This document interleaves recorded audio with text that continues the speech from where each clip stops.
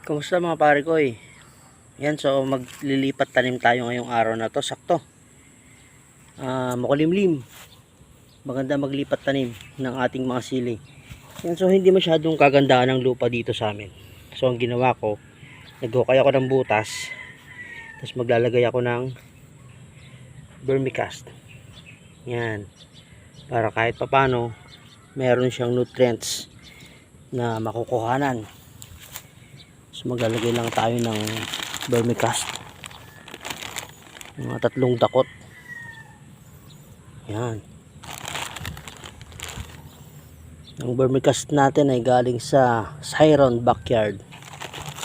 Yan, maraming salamat Siron Backyard sa pagbibigay sa akin ng organic na pataba. Yan, so yan, kumbaga pabaon natin sa sili. Yan.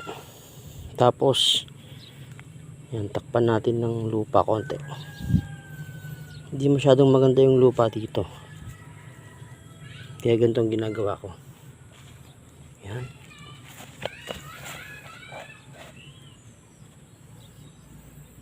Tapos kuhanin na natin yung ating Primo Tali seedling. Yan. Napag-mix ko to kasi bumagyo. Hindi ko na alam kung choco ba to o red. So abang na lang natin. Yun. Ayan siya. So dagdagan natin ng lupa. Yan.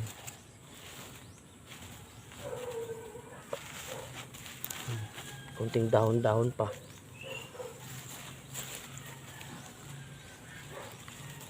Ayan. Tapos takpan na natin. Lagyan nga natin ito.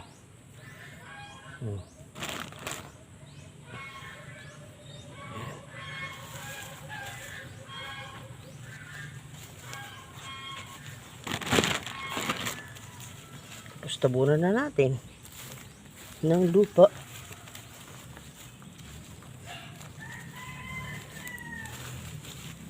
Yan, lagyan natin yung mga dahon-dahon yan, makakatulong yan.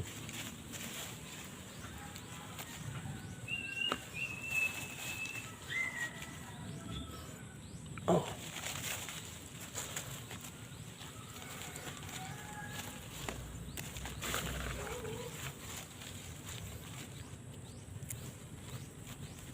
Yun. Okay na. Transplant.